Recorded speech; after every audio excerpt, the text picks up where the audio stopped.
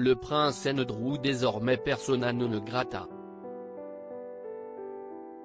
Parmi les souvenirs des résidences royales. Mêlé au scandale Epstein pour son amitié avec le milliardaire, mais aussi pour être accusé d'avoir agressé sexuellement une jeune femme qui faisait partie de ce vaste réseau de prostitution de mineurs, le fils d'Elisabeth II a renoncé à ses devoirs officiels pour se retirer de la vie royale.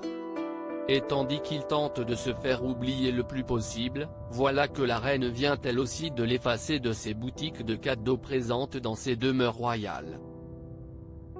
Tandis que le château de Balmoral a réouvert au public après plusieurs mois fermés pour cause de pandémie de Covid-19, les visiteurs ont eu la surprise de ne trouver aucune carte postale à l'effigie du prince Andrew, rapporte The Sun.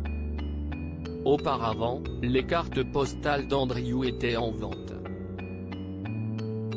Mais s'il existe des cartes postales de Charles, Anne et Edward, et même des petits-enfants de la reine, Béatrice et Eugénie, il n'y en a pas une du duc d'York, a ainsi précisé un touriste, qui a tout de même demandé au personnel s'il était possible de s'en procurer.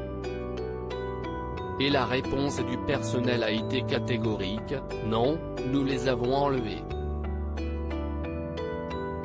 Et ils ne feront plus point. Le prince Andrew évincé d'un anniversaire spécial évincé de plusieurs événements officiels, le prince Andrew risque bien de devoir vivre de plus en plus reclus, loin de la famille royale.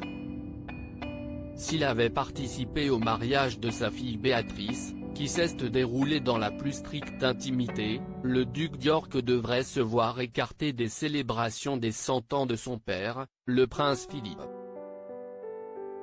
Si l'on ignore s'il sera convié à la fête, Elisabeth II et ses conseillers ont d'ores et déjà émis la règle qu'aucune photo du prince Andrew ne devrait être prise durant la soirée.